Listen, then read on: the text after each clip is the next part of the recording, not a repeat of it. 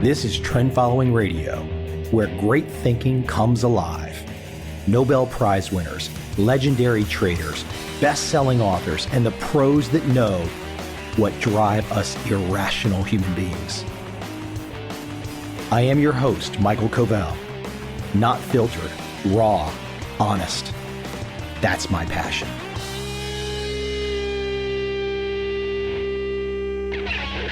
I know guys like Joe Rogan have regulars that come on his show.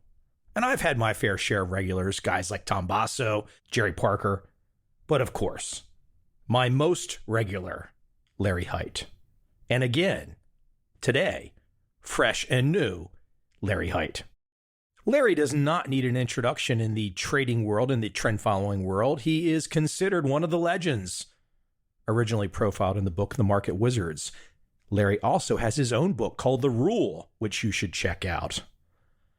No further delay from me needed. Let's jump right into Larry Hite.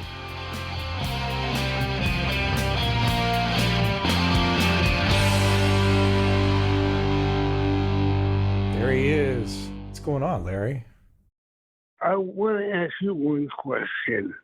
I remember it was in my apartment. We had this discussion when I met you. How long do we know each other? So my first book came out in 2004. By the end of 2004, it had done really well. And so then early 2005, I reached out to 10 to 15 traders, you being one of them, that I did not know. I just reached out cold turkey. And your office said, sure, Larry will meet you. I flew around the world to meet these 10 or 15 traders, including you, just on my dime, because everyone said, sure, we'll meet with you. And so I went around the world and just met with a bunch of people, including you. And that was how I met you. Okay. So how long do we know each other? 20 years? Early 2005. So what is that, 19 years? Okay. All right. Wow. What the hell? That's crazy.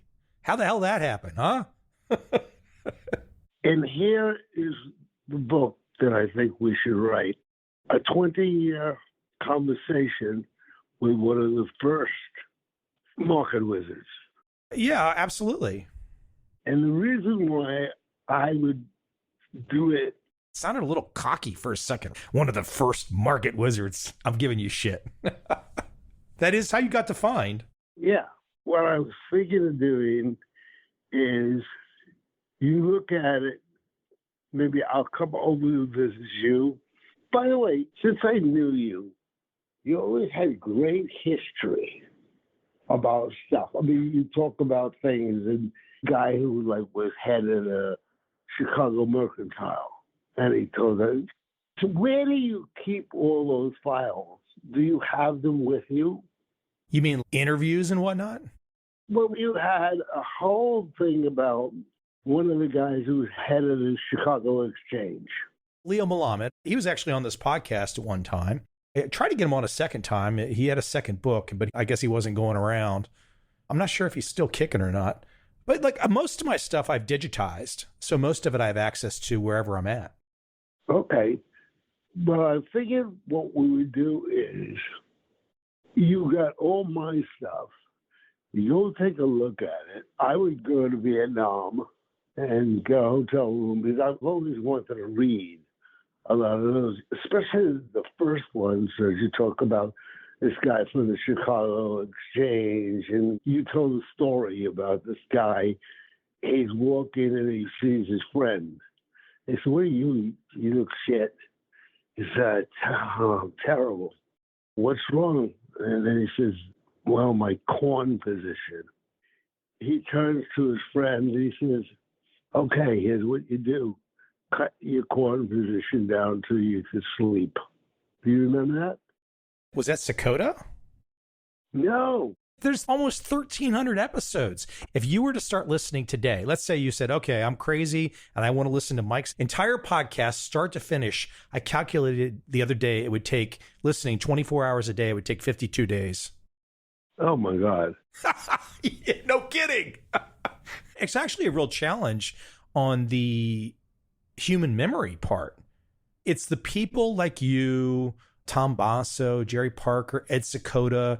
A couple guys, Harry Markowitz and Daniel Kahneman stood out, a couple other interesting people, but it's usually like the guy that started Dunkin' Donuts. It's these interesting people that had something interesting to say will stick in my head. And those are the ones that subconsciously I can never forget. I know how that works. Well, I mean, for me to remember this story, but I never forget it. I don't know why. He tells his friend, cut your corn position till you can sleep. And I thought that was a very wise idea. You want to hear one just while we're just bouncing stuff around that I'm excited for? So, of course, we've been hearing all this AI stuff. Mm-hmm. Okay, you know this as a guy that writes a book. When you write a book, then there can be an audio book and all that stuff. But usually there's going to be I'm sure there's foreign translations of your book, The Rule, but I don't know if there's been foreign audiobook translations. For my books, I don't think there's been foreign audiobook translations. However, I think there's going to come a time in the next 1 to 2 years where authors will be able to say, okay, in my voice or Larry's voice or whatever, or close enough, we'll be able to press a button and it'll take our audiobook and translate it to every language. The publishers, as long as we have the rights to our audiobooks, and I think you do, and I know I do, the publishers will have no access, and all of a sudden, your book, all of my books, will be in every freaking language, all online, all available to be purchased. That's going to be an amazing piece of leverage. Of course, the same thing will happen sometime soon with my podcast, where I will be able to press one button, and the podcast, they'll have me speaking French, they'll have me speaking Italian, Vietnamese, etc., and it'll be sounding my voice, every language, my podcast. I can't wait for that. That's going to be exciting shit. It's coming, Larry. No, something almost along those lines. Here's a test I want to do. I don't believe you have to know much at all. That if you actually follow the rules, that you don't have to know much. You just have to basically go in, put your stops in, and be consistent in how you risk manage it. So I was thinking I would go and maybe go back to Japan and say, all right, I don't know anything about this at all, but I'm going to try those the way as the code of trades and all of us. It doesn't matter that I can go down and I can just trade any Japanese market and you don't know anything about these markets. Correct. Because it's really that simple. Let me stop you for a second, because here's where I wanted to go today. I wanted to go back and do something really simple with you today. It goes right into the reason you called your book The Rule. And I'm looking at Ricardo's rules. And what I wanted to talk to you about today at a very granular, basic level, get down to the words, is Ricardo's point and Ricardo's rules. And they were, and I'm quoting here, never refuse an option when you can get it, cut short your losses, let your profits run on. Those are his 3 rules. I want to really break those apart with you, because let's save never refuse an option for last. That's probably the more complicated one of them all.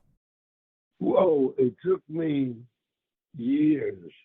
Let's hold that one to the side. Let's start with the first one. The first one was the reason you called your book The Rule, which is cut short your losses. Now, this is David Ricardo. David Ricardo was saying that in an 1838 book, gosh, who wrote this?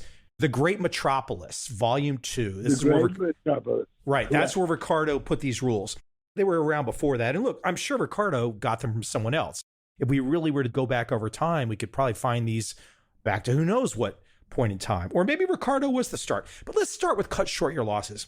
Larry, I want your opinion, but I don't think the vast majority of people, even people that have read your book, people that have read my books, I don't think people know what cut short your losses means. I don't think they get it.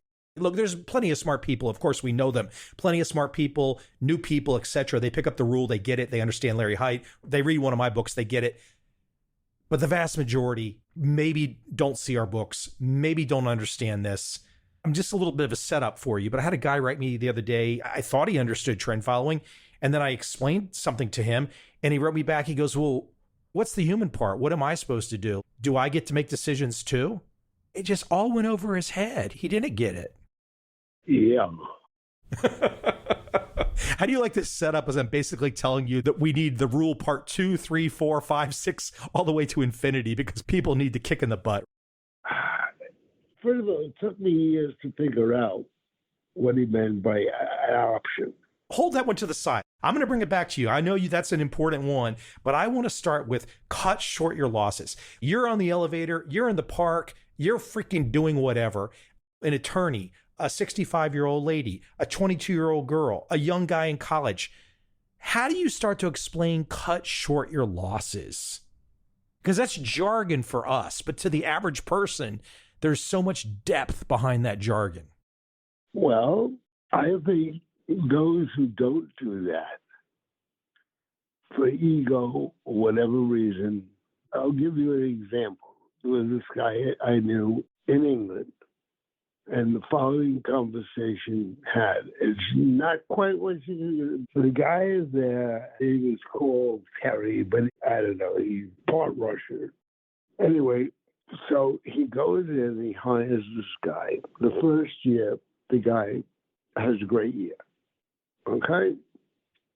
Then the next year, the guy loses most of the money.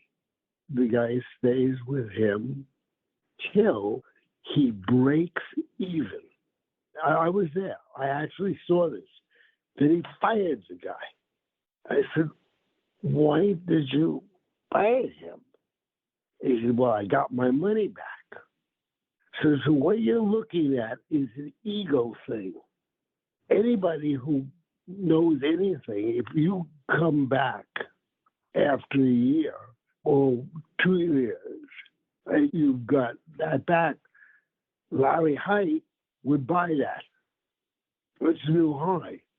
For the audience, though, because I think for you, you're so used to it, but I want to get you to hone in on the idea. 4 words: cut short your losses. What the hell does it mean? I just want you to tell me, what does it mean exactly? Literally what it says. If you're losing, you're in the wrong place. Cut that loss. Cut the loss means get out, exit? Get out. Exit. That's exactly what it means. Cut short your losses.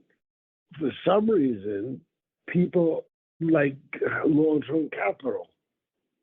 2 Nobel Prize winners. And one guy, Merriweather, who's supposed to be the best trader of securities. Merriweather, famous in the book Liar's Poker. The Solomon Brothers guy, he got famous in the book Liar's Poker. Okay. Merriweather and the 2 Nobel Prize winners at long-term capital management. Now, why did they do that? Stop for a sec, though. So they did it. Let's just keep a round number. Let's say they started with $1 million, and now they're at $800,000. Now, if you cut your losses, that means that particular position, those losses are solidified. They're codified. Those losses are now real. You go from 1 million, in this little simple example I'm using, from 1 million to 800,000, you've now lost 200,000. That part of it is very difficult for people to codify your losses, to solidify your losses. Well, Jesse Livermore wouldn't look at it that way. Jesse Livermore literally meant cut the losses. He literally meant stop it, and he goes on to the next trade. That's the kicker, what you just said right there. Cut the losses, stop the losses, and then what's the other opportunities? Don't try to make it back in the one that you lost on. There's going to be new opportunities. Yeah, basically, Jesse Livermore would now find something else that's moving. He'll buy that high. Let's say that what happens is he then buys the next thing. I have a good friend of mine, Mark. He says, look, I want that money working all the time. So I get out of that and I go to what's working. Before you make the move to what's working, I just want to keep it to this basic point for a second. You're in a position. You got $1 million position. You've lost $200,000. You're now at $800,000. Your stop loss has clearly been hit. Now you're out, and now there's a $200,000 loss on the books. I think that's the part where people get messed up to even bring themselves into the trend following thinking, because they're like, hold on, I had $1 million, now I got 800,000, the 200,000's gone, and it's the loss aversion thing. They can't get past the fact that they lost it. There's a guy I know that I work with in tort. We buy torts. And he has a marvelous way of looking at the world. No matter what happens, he says one word: next. Next. That's great. Yeah. That could have been the title of your book, too. You could have had so many titles for your book. You could have come up with so many. Next is a great title. But that's how he deals his. He's really good at what he does. And I talked to him once a day. Because when I found what he was doing and the tax ramifications, I just said, wow, I can make a lot of money here. But the word next really got, because you go right back into the process. You're only going to, you had the loss. That's a fact. You lost that money. But to get it back, you take the next trade. I want to share something with you. Just the thought process here for the audience, too. I get you on the phone. It's 8 o'clock at night, my time, 8 a.m. your time, 12-hour time difference. I know where I want to go today. I know I want to talk about Ricardo. I want to talk about your book, The Rule. I want to talk about taking a loss. But I know there's something inside you that I want to get out. But I don't know what the fuck it is. I don't even know what it is I'm trying to get out of you. But I'm like, digging, trying to get it out of you. And there, boom, you throw it on the table. Next. The whole conversation, I don't know what I'm going to get from you, but I know I'm digging for something that's important, and it's going to be there, and you're going to deliver, and you gave it to me, and next is great. And this guy is a very good trader. He's a very good businessman. But you have to go on, and you have to see it as next. Okay, but what about the position that you were in? What if it comes back, Larry? You go back in. I think it's such a difficult concept for the average person. Even the person that's got the MBA, the law degree, the doctor degree, I think it's such a difficult concept for people. The weird thing about it is, for instance, outside of Ed Dakota, Bruce, Governor, intellectuals don't seem to do good.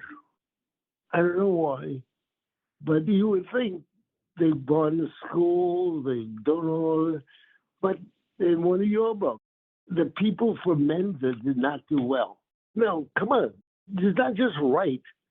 These are some of the smartest people. You know, Buffett had a friend. This guy and Buffett were the two smartest guys in grade school. The friend wound up running a golf course like a job. Well, how come? Here's this guy. He's Buffett's buddy. And the guy makes nothing of his life. I mean, if he's one of the smartest kids in the school, he and Buffett, he went nowhere. Why did he go nowhere?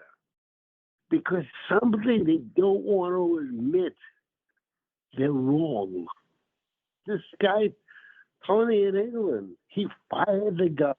When it came back, I could prove to you 1,000 times. If you come back from a 50% and you go make another high, you should be there.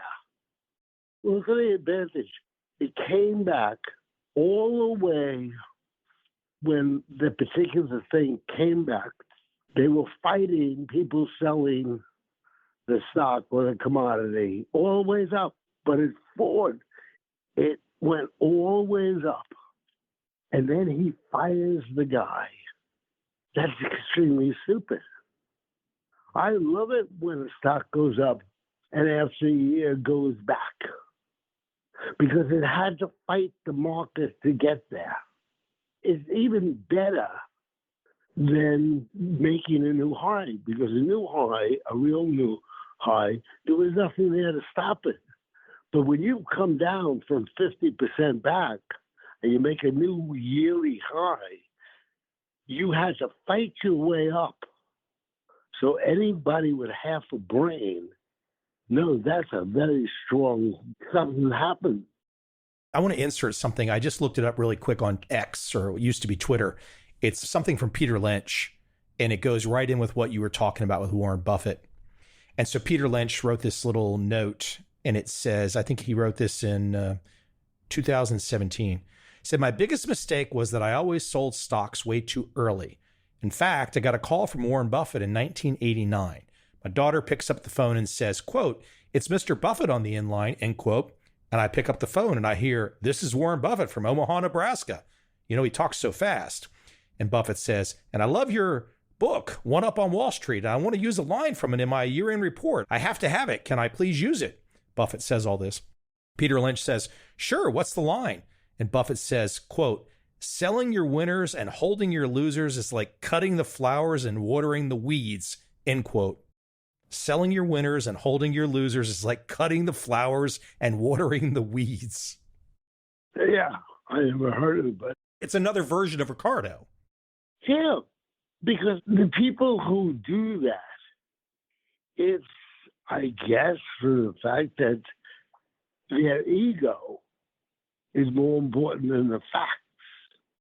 One thing left from this little note from Peter Lynch talking about this Warren Buffett story, and Lynch ends the comment here. He says, that one line that Buffett picked up in my whole book has been my greatest mistake. Sure, because that's what you're looking for. The beauty of my friend saying next, he's been divorced, which is very common in America these days. But the only thing you could do, because you still got to live. If you're a trader, you have to trade. Well, you just don't trade random. I could trade randomly, and I've done that test. And I have, with first thing that Alex Grazeman did for me, I said, I was having a debate with Peter Matthews, who said, boy, we have a great system. And I said, no, it's an ordinary system. He said, what are you talking about? We're making 30%. I said, well, it's really not that great. And I'll show you. So he had a brother-in-law who was very good fundamentalist. So I said, go in randomly into the market and pick anything, put it out, and then put a stop in. That's it. It works. And it turned out to trade pretty good. They look like all trend followers. Let me shift you, though, Larry, on the taking the loss part. If you don't take the loss, like you just hold on, you're going to get a bigger loss, perhaps. Taking the loss is the proactive step of controlling your risk, essentially. Yeah. You go in out with this girl who we thought was great, but she got fat, she farts, whatever. Hold on, just let me make sure that everyone understood how politically correct that just was. You're in the relationship and she got fat and she farts. Okay, continue. So that basically you move on to the next girl. And hope she's not fat and doesn't fart. Yeah. The point is, everybody who's good, in fact, what are your books that you did on Richard Dennis's group? There's a guy in your book says something to the equivalent that if you teach these kids on the floor how to trade, and then a year later they leave to go out and rent their own seat because they know how to make the money. One of the chapters in your book was the guy says, look, this is what you have to do. These are the rules, the principles, etc. Yeah, but it means you have to take action. Let me shift you to another part. We'll try to get all three parts in. The second part I want to go to, which is probably equally confusing for the vast majority of the world's population. Let your profits run on. Now, from my simple way I would say it is if you got something and it's going up, it's not going down, then be greedy and go with it as long as it keeps going up. Absolutely.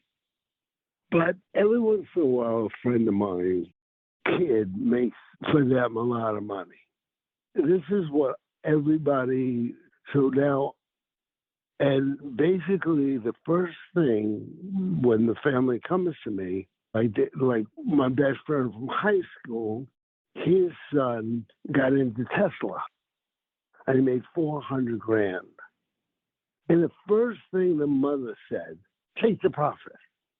And I don't know why, but the mothers always say that. My wife would say that today. Take the money. That's an interesting point. So let's keep it there for a second. If somebody gets windfall profits fast, they're not really a trader per se. Perhaps they've just got involved or something, and they make $500,000 or $1 million or whatever. They get windfall profits.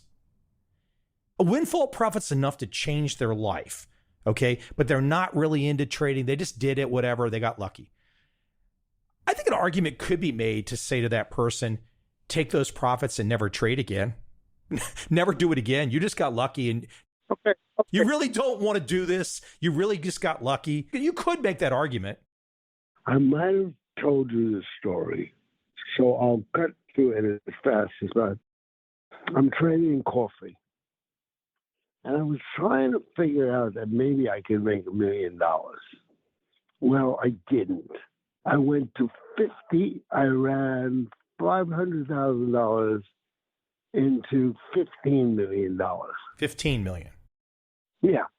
Now, an extraordinary thing happened to me. I had no one to talk to. Everybody who knew me, my broker, my friends, all said, one guy, this guy, Michael Delman, said, Larry, you could buy a yacht. Well, I had no idea what to do. I had not planned for such a huge success. I really didn't know what to do. But I knew, basically, I just said, no, I'm sticking with the deal. And then it went to 15, and then it came back to 12. Well, $12 million from someone in the only people that I ever knew who I cashed like that were the mafia. This was like the Larry Mafia, huh? No, but you don't really see people with $15 million. At that time, too, if you put that in today's dollars, it's a lot different as well. Yeah, but the point was, and then I realized something very interesting. I had not planned for that kind of success. I mentally did not. Now, I'm not stupid because I buy trend following. Did you adjust quickly to that success? Did you say, okay, this is the direction I'm going for the rest of my life? Yeah, but I happen to be using a lot of options in London, and I just kept going because I'm a trend follower. There it was, but I froze. And I don't know, I think this girl I was dating, her father wanted her to get married. So she wanted to get. She said, well, I can't even tell anybody that I had this money because people will come up with stupid ideas. They don't plan. I didn't plan of that outrageous amount of money. I had no one to talk to. I couldn't talk to my parents. Oh, yeah. My father, trust me, my father was not an idiot. And he was a good card player. A lot of the guys, as you talk about early in this conversation, you said you were in the First Market Wizards book. And maybe it was Dennis that talked about this very clearly. I don't remember the exact quote, but essentially having a way that the number on the paper, you don't think about what it can buy you. You got to treat it as a game. So the fact that your bank account just went wham, straight up, you can't allow yourself to think about what it can buy you if you're going to have the long-term success and you're going to make FU money over the course of a lifetime. You just have to keep playing the game and not think about what it can buy you. And all the losers do that. They all do it. People that call me that were friends of mine and said, take the money. One guy said you could buy a yacht. I didn't translate it into buying something. In fact, I could have easily gone short because I had all these calls in London and coffee. And I wrote it out, and I walked out with $12 million, basically on a $500,000. Let me keep picking away here and maybe go in a different direction on these. Another, again, 5 words here. Let your profits run on. There's another reason this is a precept in trend following. Because if you're looking at a portfolio, you just gave it a one-off example, but if you're looking at a portfolio of markets, the reason that you have to let the one, it could be more than one, but you let the market run on is because you've got the rest of your portfolio might not be running on. The rest of your portfolio might be those cutting your losses short. And so you need those big gains to give you ultimately profits and to pay for the losses and whatever other market that didn't go your way. I think that's an important thing that people don't understand is you give the one-off example, but when you start to think about this from a portfolio perspective, it changes the whole dynamic about why it's so important to let your profits run on. My friend, who basically bets on outcomes of litigation, he always spreads his bets because he knows the average losers in my generation always spread their bet because they never know which one's going to be the big bet. Why is this not taught in school? Oh, well, where is it taught? To my friend, who was a very good athlete and very smart, he hated school. He would say to the teacher, I want to make money. Don't give me anything. Tell me, what are you going to do?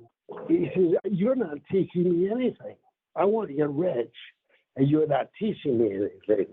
He had a goal to really make money. Well, if you're going to really make money, you need a lot of bets. The average guy in Florida, he's probably dead now, but where your friend works in Florida, he probably was wrong 60% of the time. That's typical trend following. Yeah. So they know that, and they know it's a process. It's a street savvy way of thinking. Let your profits run on, cut your losses. It's street savvy. The academics want to have textbooks by the bushel to explain to you all the fundamentals, and they can explain all this stuff that then when you understand all their fundamentals, you say, well, shit, when do I buy and when do I sell? And there's nothing in the textbook about that. It's just understanding these fundamentals.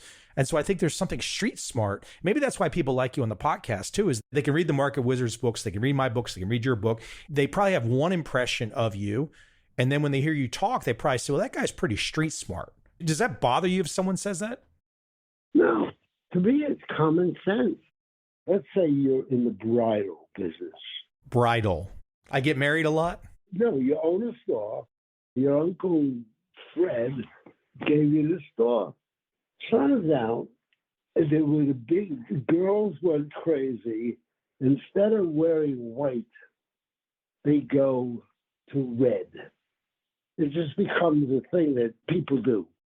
And now, but you have all these white dresses. What do? Well, nobody's buying white dresses, but they are buying red dresses. It's the thing. Well, they may be street smart, but certainly I know my grandmothers who sell fruit in the street would dye the white red because she has a family to feed. That's what you do. You adjust. Hold on. That's another great word for this conversation today. The first one was next, and the second one is adjust. Most people don't adjust their freaking lives. They go down a path. They start when they're a kid. The teacher tells that kid, now memorize all this. The kid doesn't ask any questions, just memorizes everything. Kid passes all the tests, gets the highest grades, does this all the way to college. Then maybe when he gets out of college, I don't know, maybe he gets lucky, Goldman Sachs hires him, or maybe like most people, they don't get hired by Goldman Sachs and they finally learn that, hold on, all that memorization is not really doing anything. Right, because nobody's asking what your boss bought. Have you noticed, for instance, with the stock exchange, you seldom recommend in shorting? I was talking to my son-in-law, who's an analyst.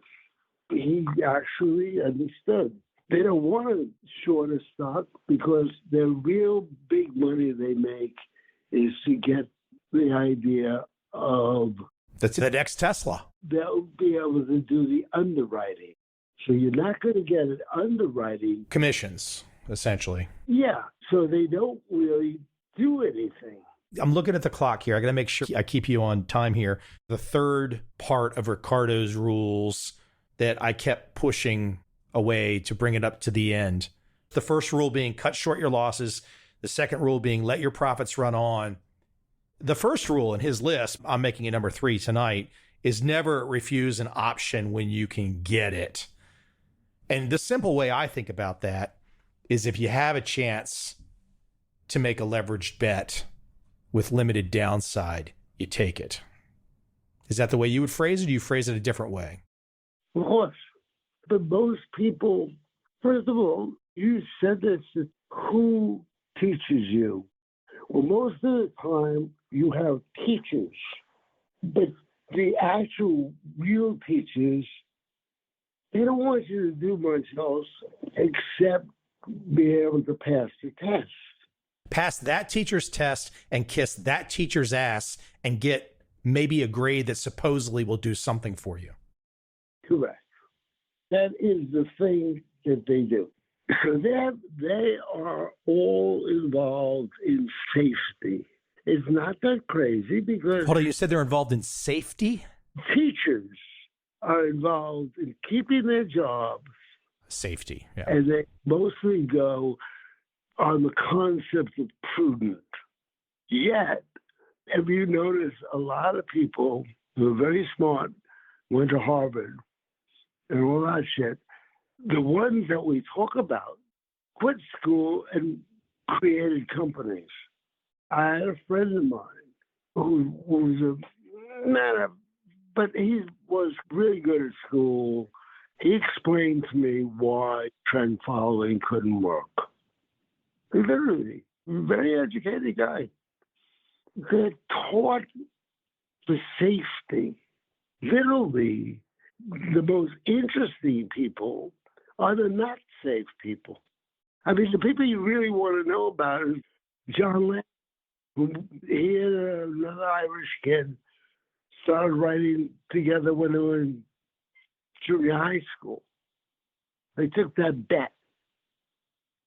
Nobody tells you go become a songwriter. You never hear that.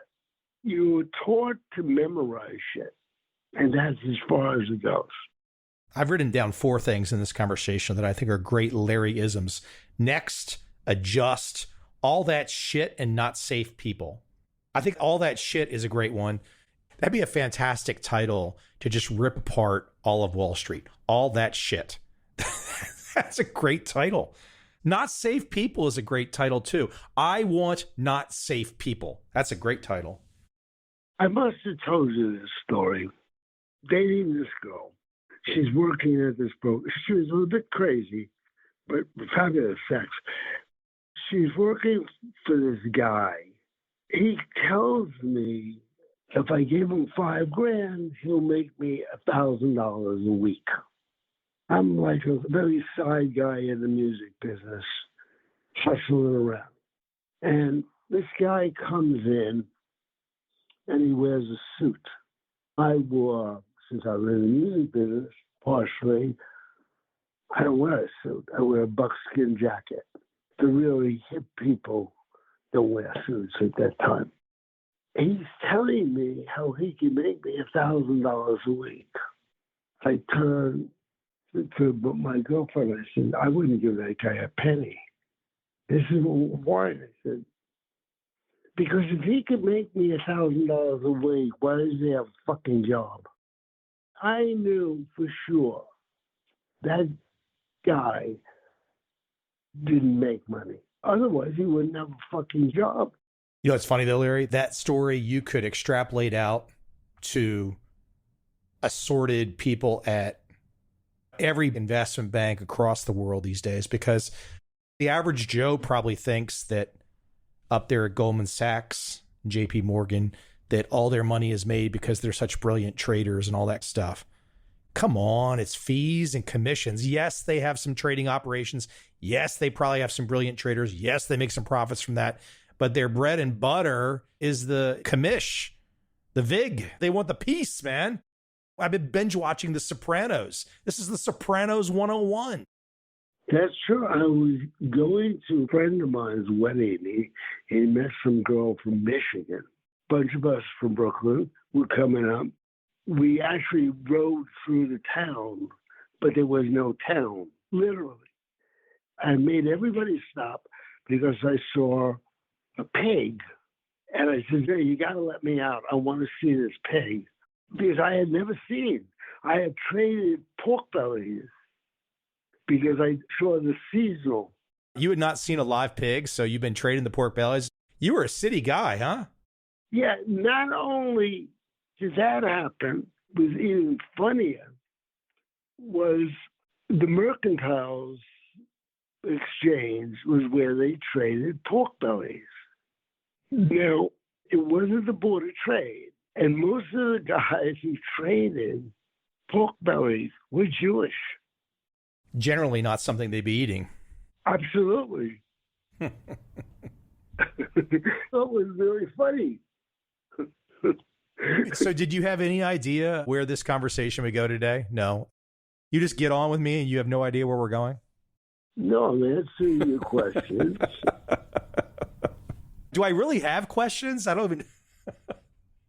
Well, no. I had a friend of mine in England. I called, I forget what his name was, but he was one of the first people who believed in what I was doing. No, people think they want safety. Because they've been told by society they want safety. Yeah, but in reality... The human condition craves risk because we get on the right side of risk and you get a win. The win is so gratifying. So just that, whatever that win might be. Yeah. If people go through life just memorizing shit because the teacher said to memorize shit, the truth is most people will not have a chance to have your level of success. However, they can absolutely get rich if they work at it.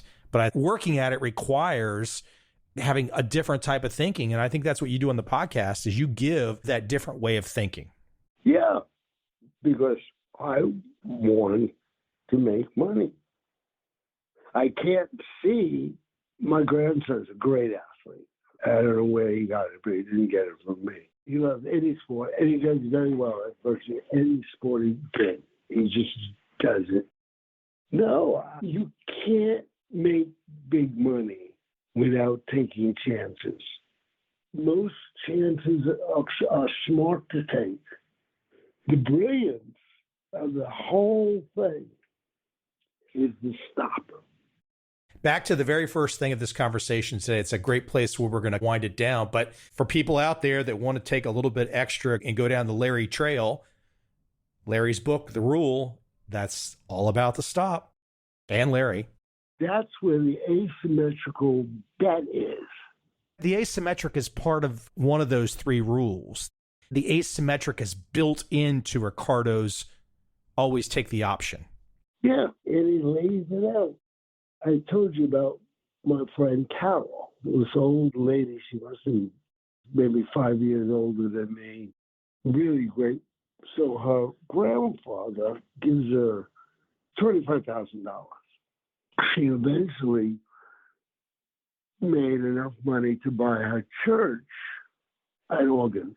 That's the kind of person she is. So I meet her and I say, well, what do you use for stops? Moving averages, whatever. She looks at me, Larry, what are you talking about? I said, well, stop. You're a successful trader. You obviously have a stop. She said, Larry, they told me it was going up. It went down. End of story. And that's really what she said. There's no moving average. There's no quadratic equation. You said it was going up. It is going down. I'm getting the fuck out. Bam. We're going to put a pin in it today, Larry.